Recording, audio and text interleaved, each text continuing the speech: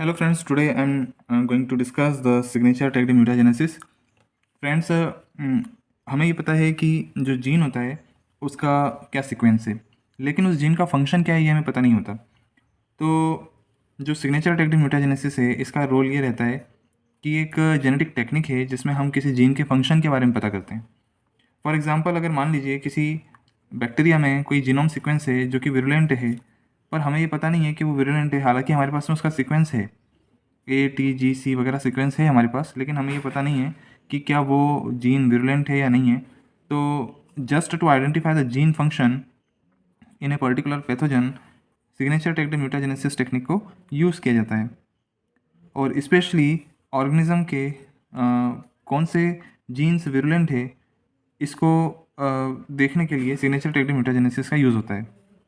Specially अब अगर जब हम विरुलेंट जीन्स के बारे में पता लग जाएगा तो डेफिनेटली हम मेडिकल थेरेपीज़ और ड्रग डेवलपमेंट में जो है हम इसका यूज़ कर पाएंगे। तो किसी भी जीन को सबसे पहले क्या किया जाता है, उसके फंक्शन को चेक करने के लिए सबसे पहले उसका इंजर्शनल म्यूटेशन किया जाता है, और इंजर्शनल म्यूटेशन करके हम उस जीन का इनएक्टिवेशन कर देते हैं।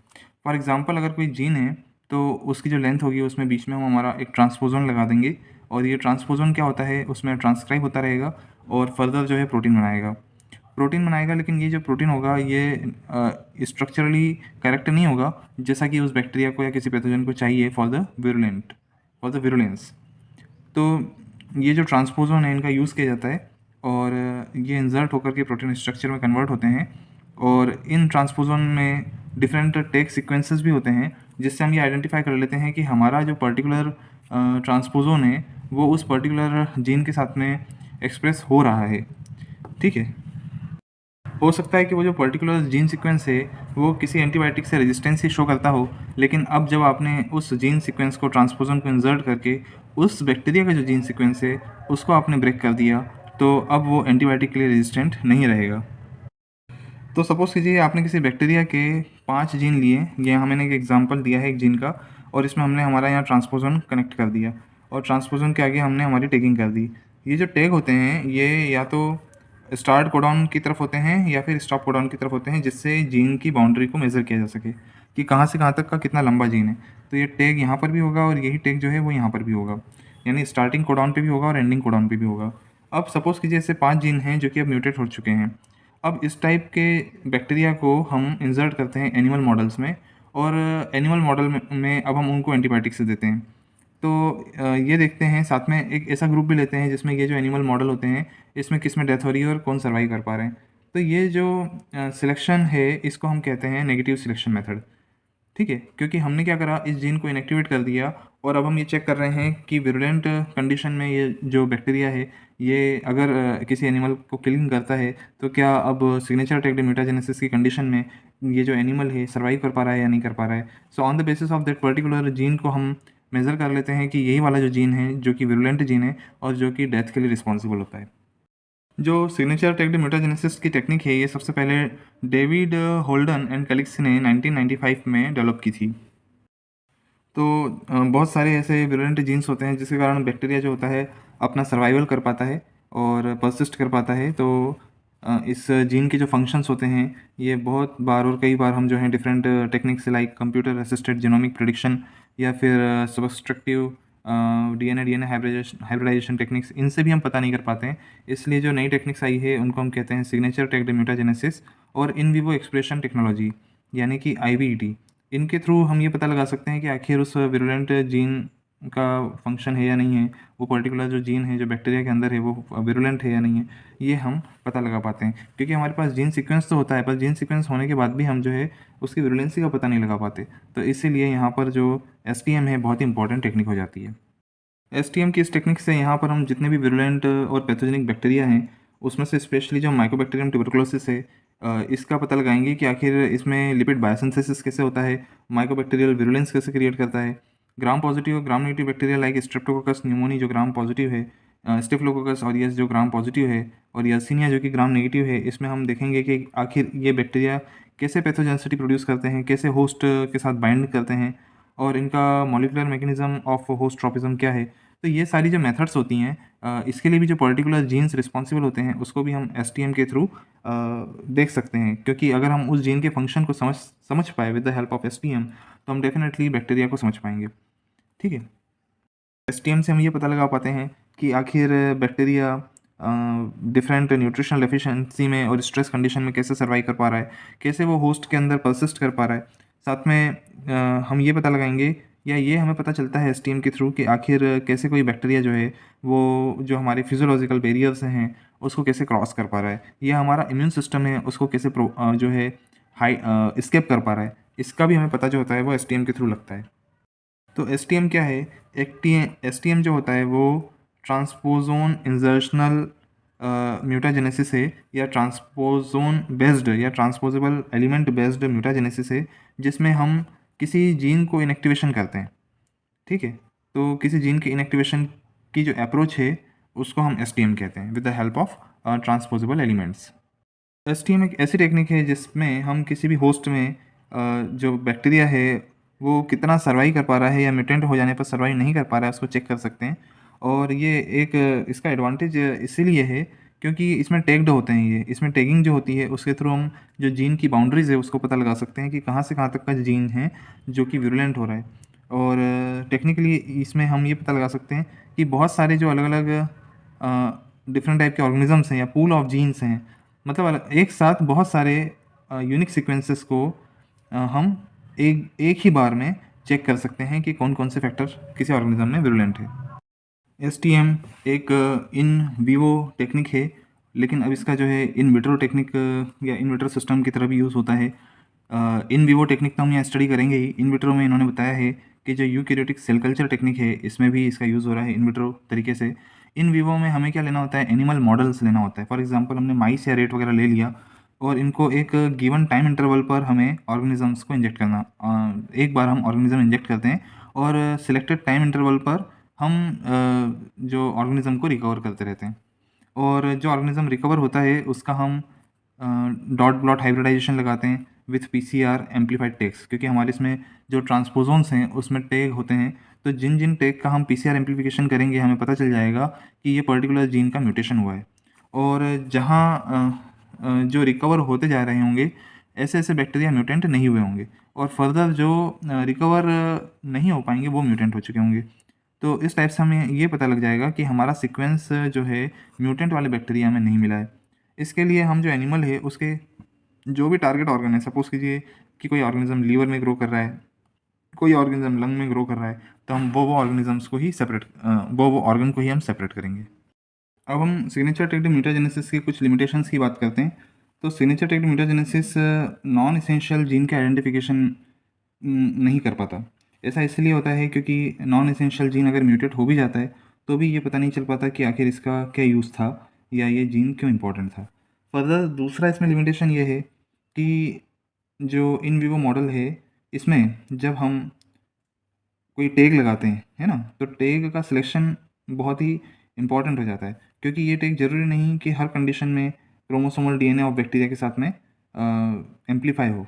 और जब इस बैक्टीरिया की भी हम पसाजिंग करते हैं और इसको एनिमल में डालते हैं तो इसमें होता ये है कि ये कितनी बार ये जो टैग होता है ये उस क्रोमोसोमल डीएनए ऑफ बैक्टीरिया में एम्पलीफाई नहीं हो पाता।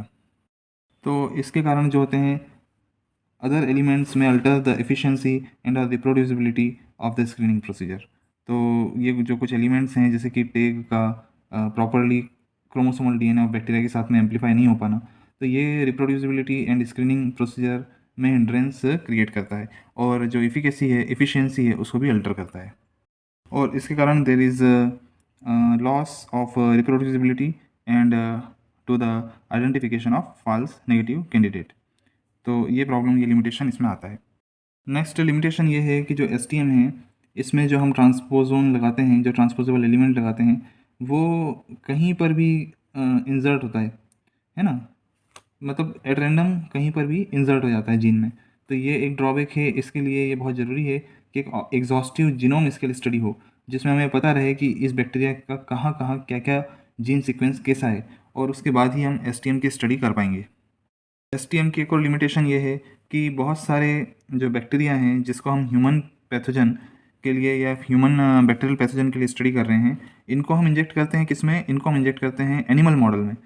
तो एनिमल मॉडल में इंजेक्ट करना भी एक्चुअल में, क्योंकि ये नेचुरली जो जिस रूट ऑफ इन्फेक्शन से ये ह्यूमंस में होते हैं, फॉर एग्जांपल ये इनहेलेशन से होते हैं, और हम इन बैक्टीरिया को जो है माइस में इंट्रामस्कुलरली इंजेक्ट कर रहे हैं, तो the route of infection, natural infection ये भी हो सकता है कि अलग अलग हो जाए, और उसके साथ ये भी हो सकता है कि जो मॉडल है, एनिमल मॉडल है, वो हमेशा अवेलेबल हो या नहीं हो।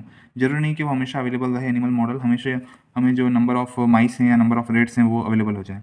तो ये भी एक प्रॉब्लम आती है, और जितना हमें रिज़ल्ट मिलता है वो उतना रिलायबल है या नहीं फॉर द ह्यूमंस, क्योंकि हमें ये जो रिज़ल्ट मिला है ये एनिमल मॉडल के ऊपर मिला है, तो वो ह्यूमन में रिलायबल है या नहीं, ये भी एक बहुत बड़ा लिमिटेशन हो जाता है। साथ ही एक ही बैक्टीरिया में मल्टीपल विरुलेंट जीन हो सकते हैं, तो हमें पूल ऑफ म्यूटेंट्स देखने को मिलेंगे जो हम डालेंगे। तो एक पर्टिकुलर बैक्टीरिया के लिए पूल ऑफ म्यूटेंट को अलाउ कर पाना, उसको स्टडी कर पाना, ये बहुत ही इंपॉर्टेंट हो जाता है। तो ये एक सबसे बड़ा लिमिटेशन हो जाता है कि अगर आप मेनी नंबर ऑफ बैक्टीरियाज को अगर आप स्टडी करना चाह रहे हैं तो वो आप नहीं कर पाएंगे इन द एनिमल मॉडल। इसके बाद में बैक्टीरियल जीन एक्सप्रेशन भी डिफरेंट डिफरेंट सिस्टम में अलग अलग हो सकते हैं। फॉर एग्जांपल अगर कोई जीन एनिमल मॉडल में ग्रोथ के लिए रिस्पॉन्सिबल है, तो वो ज़रूरी नहीं कि वही वाला जीन जो है वो ह्यूमन मॉडल में भी, या सेलुलर मॉडल में, या फिर इन विट्रो हम जो सेल लाइन बना रहे हैं, यूकैरियोटिक सेल लाइन बना रहे हैं, उसमें भी वो जीन एक्सप्रेस हो। तो एसटीएम की स्क्रीनिंग जो होती है वो डिफरेंट मॉडल पे डिफरेंट डिफरेंट हो सकती है। ऐसे में ये भी एक बड़ा लिमिटेशन है। इतनी लिमिटेशंस होने के बाद में भी अभी तक आफ्टर 1995 से 2002 तक लगभग 20 STM studies on pathogenic bacteria हो चुकी है, और लगभग 42 एसटीएम की स्टडी पब्लिश हो चुकी है। लगभग 22 different gram negative bacteria and 5 gram positive bacteria including Mycobacterium tuberculosis वगैरह पर भी रिसर्च हो चुका है। और अभी तक अगर फंजाई की बात करें तो पैथोजेनिक फंजाई में सेक्रोमाइसिस सेरिवेसी एंड जो टॉक्सोप्लाज्मा है, इसके ऊपर भी रिसर्च हो चुकी है। तो यहाँ पर आप एक लिस्ट देखेंगे, इस लिस्ट में लगभग 22 ग्राम नेगेटिव बैक्टीरिया हैं, और लगभग 5 जो हैं वो ग्राम पॉजिटिव बैक्टीरिया हैं, जिस पर अभी तक इनकी एसटीएम की स्टडी हो चुकी है। तो जैसे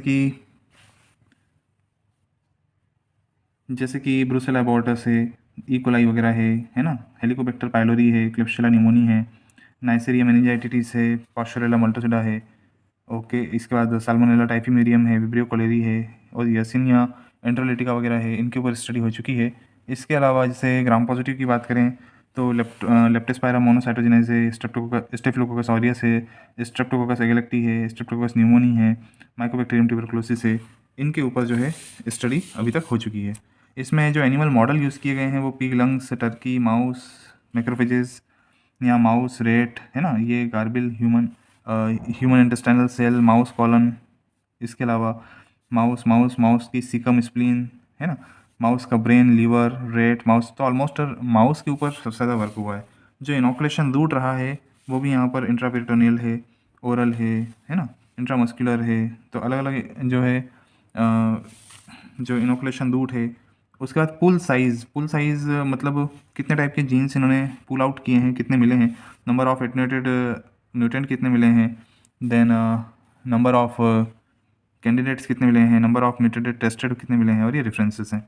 तो इस टाइप से एक एग्जॉस्टिव अभी तक study of STM on different pathogenic bacteria हो चुकी है। All the bacterial study, different type के जो बैक्टीरिया हैं वो कैसे, उनमें कौन कौन से इन्फेक्शियस प्रोसेसेस होती हैं, लाइक एडेसिन्स, इन्वेजिन्स, साइटोलाइसिन्स, टॉक्सिन्स, देन इफेक्टास, इसकी स्टडी भी की जा रही है। साथ में जो बैक्टीरिया है वो किस टाइप से जो इसेंशियल फिजियोलॉजिकल बैरियर है उसको क्रॉस करते हैं, कैसे किसी एक पर्टिकुलर ऑर्गन से या पर्टिकुलर टिश्यू से ट्रॉपिज्म करते हैं, देन कैसे वो सर्वाइव करते हैं और मल्टीप्लाई करते हैं, कैसे स्ट्रेस में एडेप्ट कर पाते हैं, कैसे कॉलोनाइज होते हैं, और उसके बाद कैसे फाइनली डिसेमिनेट होते हैं, इसके बारे में भी हम जो है एसटीएम के थ्रू स्टडी कर रहे हैं। एसटीएम के थ्रू मोस्टली जो है सेल वॉल पर वर्क किया जा रहा है, क्योंकि सेल वॉल के थ्रू ही बहुत सारे बैक्टीरिया जो है एडर होते हैं, तो एडेसिन प्रोड्यूस करते हैं। साथ में उस सेल वॉल में ही बहुत सारे ट्रांसपोर्टर होते हैं जो कि डिफरेंट टाइप के माइक्रो मॉलिक्यूल्स वगैरह का ट्रांसपोर्टेशन का काम करते हैं। साथ ही आखिर कैसे पेप्टाइडोग्लाइकन की बायोसिंथेसिस होती है और उसमें मॉडिफिकेशन होता है, तो ये सारी चीज़ें जो है एसटीएम से स्टडी की जाती हैं। नाउ अभी यहाँ पर हम माइक्रोबैक्टीरियल लिपिड इनविरुलेंस के लिए एसटीएम का थोड़ा सा डिस्कशन करेंगे कि जो माइक्रोबैक्टीरियम ट्यूबरकुलोसिस है वो मेनली लंग्स को अफेक्ट करता है। तो बैक्टीरियल मल्टीप्लिकेशन के लिए बहुत ज़रूरी है कि बैक्टीरिया में जो लिपिड इन्वेलप है वो हो। और यहाँ पर हमें पता है कि जो माइक्रोबैक्टीरियम है उसमें माइक्रोलिक एसिड होता है। तो ये माइक्रोलिक एसिड कैसे सिंथेसाइज होता है, इसके लिए सबसे पहले जो एसटीएम है इस मेथड से हमने जो इसके पर्टिकुलर जीन सीक्वेंस है उसमें इंजर्शन किया और उसका म्यूटेशन किया।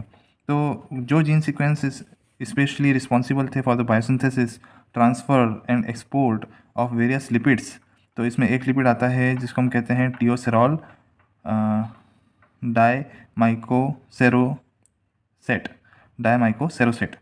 तो ये भी है जो मिला एक पैथोजेनिक माइक्रोबैक्टीरिया के केस में। ट्रांसपोर्टेशन के लिए जो जीन रिस्पॉन्सिबल है वो है FAD26, और FAD26 के अलावा जो अदर जीन सीक्वेंसेस हैं लाइक MMP L7 जीन्स है ना, PPS A2E जीन्स। तो इसमें ये देखा गया कि जो माइक्रोबैक्टीरियम लंग्स से रिकवर हुए हैं वो म्यूटेंट थे, जबकि जो इसी में लीवर और स्प्लीन से रिकवर हुए हैं माइस के केस में वो नॉर्मल थे। तो ऐसे में जो म्यूटेंट है उसमें जो भी चेंज आया है लिपिड में, साथ में ये देखने में आया है कि जो लिपिड का ट्रांसपोर्टेशन करने के लिए जो सेल वॉल है वो भी एक विरुलेंट फैक्टर की तरह एक्ट करती है। तो अल्टीमेटली ऐसे बहुत सारी स्टडीज़ हुई हैं for just check the virulence property of the different gene by STM। Now STM से ही होस्ट ट्रॉपिज्म के बारे में पता चलता है कि बहुत सारे बैक्टीरिया ऐसे हैं जो डिफरेंट टाइप के होस्ट पे डिफरेंट ट्रॉपिज्म रखते हैं इन डिफरेंट टिश्यूज़। तो इसके बारे में भी पता चलता है।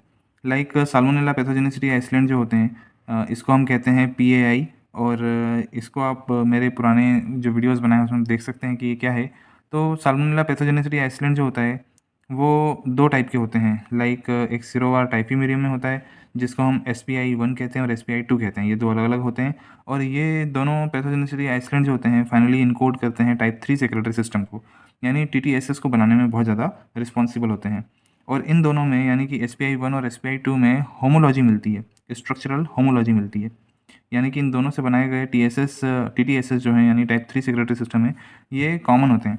यहाँ TTSS इसलिए इम्पॉर्टेंट हो जाता है क्योंकि ये साल्मोनेला को इंटेस्टाइनल सेक्रेटरी सिस्टम में और इन्फ्लेमेटरी रिस्पॉन्स क्रिएट करने में, इंटेस्टाइनल के में इन्वेजन करने के लिए बहुत ज़्यादा रिस्पॉन्सिबल होता है। वहीं जो SPI2 TTSS सिस्टम है वो एक्चुअल में इंट्रासेलुलर रेप्लिकेशन ऑफ बैक्टीरिया के लिए एंड सिस्टेमिक इन्फेक्शन क्रिएट करने के लिए रिस्पॉन्सिबल होता है। यानी कि आप सोचें कि दोनों में स्ट्रक्चरल होमोलॉजी है, लेकिन फिर भी SPI1 जो है वो सिर्फ और सिर्फ इंटेस्टाइनल सेक्रेटरी सिस्टम को डैमेज करने में, उसका इन्वेजन करने में और वहाँ इन्फ्लेमेटरी रिस्पॉन्स क्रिएट करने में रिस्पॉन्सिबल है। वहीं SPI2 जो है वो केवल इंटेस्टाइन तक सीमित नहीं है, वो एक्चुअल में इंट्रासेलुलर रेप्लिकेशन करने में और सिस्टमिक इन्फेक्शन क्रिएट करने में रिस्पॉन्सिबल है। तो इस टाइप के जो साल्मोनेला हैं उसमें साल्मोनेला एंटेरिका सिरोवा टाइफीमीरियम की जो डिफरेंट 2 होस्ट हैं, लाइक एक कॉफ लिया गया और एक माउस लिया गया जिसमें ओरल इनोकुलेशन इस साल्मोनेला का किया गया। तो जो साल्मोनेला होता है वो इन्वेजन करने के लिए SLRP वाला जो जीन है उसका यूज़ करता है, जो कि salmonella leucine rich repeated proteins होते हैं और ये इंटेस्टाइन में मिलते हैं। तो ये देखा गया कि जब इस जीन का म्यूटेशन कर दिया गया तो बहुत सारे ऐसे बैक्टीरिया हैं जो इंटेस्टाइन में कॉलोनाइज नहीं हो पाए और विरुलेंट नहीं हो पाए क्योंकि म्यूटेंट हो चुके थे या इनका म्यूटेशन हो चुका था। कुछ बैक्टीरिया सिर्फ माउस में रिकवर हुए, कुछ बैक्टीरिया सिर्फ कॉफ में रिकवर हुए। तो इससे होस्ट ट्रॉपिज्म के बारे में पता चलता है कि कौन सा बैक्टीरिया किस होस्ट पे ज़्यादा इफेक्टिव रहा और उसका जो म्यूटेंट है वो किस होस्ट में कम इफेक्टिव रहा। जैसे ही जो साल्मोनेला निमोनी है, ये बहुत सारे इन्फेक्शन के लिए रिस्पॉन्सिबल होता है, like pneumonia, otitis and meningitis या मेनिंजाइटिस। तो जब इस बैक्टीरिया पर स्टडी की गई तो लगभग 387 डिफरेंट टाइप के जीन्स को सिलेक्ट किया गया, जिसमें लगभग 337 म्यूटेंट्स बनाए गए जिसके अंदर ट्रांसपोजोन इंजर्शन को डाला गया। और फाइनली ये देखा गया कि अब ये जो साल्मोनेला निमोनी है ये कितनी टिश्यू ट्रॉपिज्म शो कर रहा है। क्या ये सच में ब्रेन को अफेक्ट कर पा रहा है, क्या ये ओटाइटिस यानी कि ईयर को अफेक्ट कर पा रहा है, या फिर ये लंग्स को अफेक्ट कर पा रहा है या नहीं। तो इसके लिए जो माउस या माइस जो लिया गया वो एक एनिमल मॉडल के रूप में लिया गया। ऐसे ही एक बैक्टीरिया है स्टेफिलोकोकस ऑरियस, ये भी एक ग्राम पॉजिटिव बैक्टीरिया है जो कि स्पेशली बैक्टीरिया करता है, साथ में वुंड में प्रेजेंट रहता है, एब्सिस में प्रेजेंट रहता है। तो इसके लिए जो मॉडल लिया गया वो रैबिट का मॉडल लिया गया और माउस का मॉडल लिया गया। इसमें लगभग 237 ऐसे जीन्स हैं, ऐसे कैंडिडेट्स हैं जिसका सिलेक्शन किया गया और इसमें भी फर्दर जो है म्यूटेंट्स तैयार किए गए। माउस में अगर बात करें तो माउस में लगभग 1520 म्यूटेंट्स बनाए गए और ये देखा गया कि कौन सा स्टेफाइलोकोकस ऑरियस है जो कि एब्सेस और वुंड में मिलता है, कौन सा ऐसा है जो सिर्फ एंडोकार्डाइटिस के लिए रिस्पॉन्सिबल होता है। तो ऐसे डिफरेंट टाइप के जो स्टेफाइलोकोकस ऑरियस हैं उसके डिफरेंट म्यूटेंट्स कहाँ कहाँ टिश्यू का ट्रॉपिज्म रखते हैं उसको फाइंड आउट किया गया। ऐसी स्टडी यर्सिनिया की डिफरेंट स्पीशीज़ पर की गई। यर्सिनिया जीनस में यर्सिनिया एंट्रोलिटिका, यर्सिनिया स्यूडोट्यूबरक्लोसिस और यर्सिनिया पेस्टिस ऑर्गेनिजम्स होते हैं। इसमें यर्सिनिया एंट्रोलिटिका और यर्सिनिया स्यूडोट्यूबरक्लोसिस तो मेनली इंटेस्टाइनल प्रॉब्लम यानी कि गैस्ट्रोएंटेराइटिस क्रिएट करता है, लेकिन जो यर्सिनिया पेस्टिस है वो एक्चुअल में प्लेग करता है। तो यर्सिनिया स्यूडोट्यूबरक्लोसिस और यर्सिनिया एंट्रोलिटिका जो है वो एक स्पेशल टाइप का लिपिड प्रोड्यूस करता है जो कि इंटेस्टाइनल म्यूकस मेम्ब्रेन से एडहेरेंस के लिए रिस्पॉन्सिबल है। वहीं पर ये भी देखा गया कि जो यर्सिनिया स्यूडोट्यूबरक्लोसिस है, सॉरी यर्सिनिया पेस्टिस जो है वो यर्सिनिया पेस्टिस मेनली लंग्स में जाता है और वहीं पर ये कॉलोनाइज होता है। तो इस टाइप का जो कॉलोनाइजेशन है और इस टाइप का जो टिश्यू ट्रॉपिज्म है वो भी हम स्टडी करते हैं with the help of STM। Now mechanism of survival and persistence with in the host. तो STM की टेक्निक से हम ये देख सकते हैं कि ये बैक्टीरिया विरुलेंस के साथ साथ क्या ये इन्वायरमेंट ऑफ होस्ट में रजिस्ट कर पा रहे हैं या नहीं। फॉर एग्जांपल स्ट्रेस की condition in case of Vibrio cholerae. Vibrio cholerae low pH में भी सर्वाइव कर पाता है और इसलिए कोलेरा कॉज करता है और हमें पता है स्टमक में हाईली एसिडिक pH होता है। तो इस लो pH पर विब्रियो कोलेरी कैसे सर्वाइव करता है इसको भी STM से स्टडी किया गया। इसके लिए डिफरेंट टाइप के जो माउस मॉडल है उसको लिया गया और लगभग 9600 विब्रियो कोलेरी म्यूटेंट्स तैयार किए गए। इन म्यूटेंट्स में जो 164 एटेन्यूटेड कैंडिडेट थे जिसमें 95 different ORF reading frames, open reading frames मिली, जिसमें डिफरेंट टाइप के डाइवर्स फंक्शन होते हैं और इनका इसमें से जो 95 थे इनका एटेन्यूटेड स्ट्रेंथ का ही जो है स्ट्रेस टॉलरेंस ऐसे किया गया। तो ये होम्योस्टेसिस मेंटेन करने के लिए जो जीन रिस्पॉन्सिबल थे इसके लिए वो थे GSHB, NQRA और NQRF। साथ ही ये भी देखा गया कि सोडियम पोटेशियम के प्रेजेंस में किस टाइप से ये ऑर्गेनिज्म सर्वाइव कर पाता है और कैसे जो है अपने टॉक्सिन्स भी प्रोड्यूस कर पाता है। तो इस टाइप से इस बैक्टीरिया की स्टडी की गई। सेकेंड आते हैं जैसे न्यूट्रिशनल डेफिशिएंसी के केस में। न्यूट्रिशनल डेफिशिएंसी की स्टडी हेलिकोबैक्टर पाइलोरी में की गई। Helicobacter pylori normally gastric mucus membrane में कॉलोनाइज होता है और वहाँ पर एक्यूट इन्फ्लेमेटरी रिस्पॉन्स के साथ साथ पेप्टिक अल्सर बनाता है, साथ में गैस्ट्राइटिस करता है और गैस्ट्रिक कैंसर करता है। इस ऑर्गेनिज्म में ये देखा गया जब इसमें STM म्यूटेंट बनाए गए तो ये देखा गया कि इसमें एक जीन होता है जो कि HP0169 है जिसमें कोलेजनेज एक्टिविटी होती है और ये कोलेजन क्या करता है एक्स्ट्रा सेलुलर मीडियम में जाता है, कोलेजन का डिस्ट्रक्शन करता है और कोलेजन जैसे डिस्ट्रॉय होता है तो वहाँ से जो एमिनो एसिड और शॉर्ट पेप्टाइड बनते हैं उससे इस बैक्टीरिया की जो न्यूट्रिशनल रिक्वायरमेंट है वो कंप्लीट होती है। साथ ही ये कोलेजनेज एक एक्टिविटी और रखता है कि जो इंटेस्टाइनल म्यूकस मेम्ब्रेन में रिलीज होने वाले IgA है एंटीबॉडीज़, इसका भी डिग्रेडेशन ये कर देता है। तो ऐसे करके बैक्टीरिया यहाँ सर्वाइव कर पाता है। इंट्रासेलुलर पैथोजन लाइक ब्रुसेला के ऊपर भी स्टडी की जो कि एक फैकल्टेटिव इंट्रासेलुलर पैथोजन है। ये एक वास्ट होस्ट एरिया में मिलता है, लाइक ये माइस, कैटल, ह्यूमंस में भी मिलता है और ये क्रोनिक फीवर करता है, इसको माल्टा फीवर कहते हैं। ब्रुसेला में जो स्टडी हुई उसमें ग्लूकोज मेटाबॉलिज्म कैसे हो रहा है, एमिनो एसिड बायोसिंथेसिस कैसे हो रहा है ना। तो इसका जो है पूरा स्टडी STM के थ्रू किया गया। ऐसे ही बहुत सारे बैक्टीरिया ऐसे हैं जो कॉलोनाइजेशन का काम करते हैं। तो कॉलोनाइजेशन लाइक साल्मोनेला है, इसके ऊपर कॉलोनाइजेशन की स्टडी की गई। साथ में जैसे यर्सिनिया है, ये कैसे कॉलोनाइजेशन करता है, यर्सिनिया स्यूडोट्यूबरक्लोसिस। इसमें पाइली और फिम्बरी का क्या रोल है उसके ऊपर स्टडी की गई। Like E. coli पर इसकी स्टडी की गई है, विब्रियो कोलेरी पर इसकी स्टडी की गई है। ठीक है। साथ ही ये जो पैथोजेनिक बैक्टीरिया है ये सिर्फ लोकलाइज नहीं रहते, ये कभी कभी ब्लड ब्रेन बैरियर को भी क्रॉस करते हैं। तो STM से ब्लड ब्रेन बैरियर की स्टडी जो है वो listeria monocytogenes, E. coli, neisseria meningitidis, then mycobacterium tuberculosis, streptococcus agalactiae, streptococcus pneumoniae, है ना, इनमें की गई। साथ ही जो ब्रेन का इन्वेजन करते हैं लाइक लिस्टीरिया मोनोसाइटोजेनेसिस, तो जो डिफरेंट टाइप के प्रोटीन्स होते हैं वो कैसे म्यूटेट होते हैं और कैसे जो है ब्रेन है उसको उसमें डिपॉजिट होते चले जाते हैं, तो इसकी भी जो स्टडी है वो on the basis of STM की गई। नाउ फाइनली हम कंक्लूजन पे आते हैं। एसटीएम के थ्रू डिफरेंट टाइप के ग्राम पॉजिटिव, लगभग 5 ग्राम पॉजिटिव पर एक्सटेंसिव स्टडी हुई है और लगभग 22 ग्राम नेगेटिव बैक्टीरिया पर स्टडी हुई है, जिसमें ऐसे बैक्टीरिया जो सिस्टमिक डिसीज़ करते हैं, इन्फेक्शियस डिसीज़ करते हैं like respiratory disease, urinary tract disease.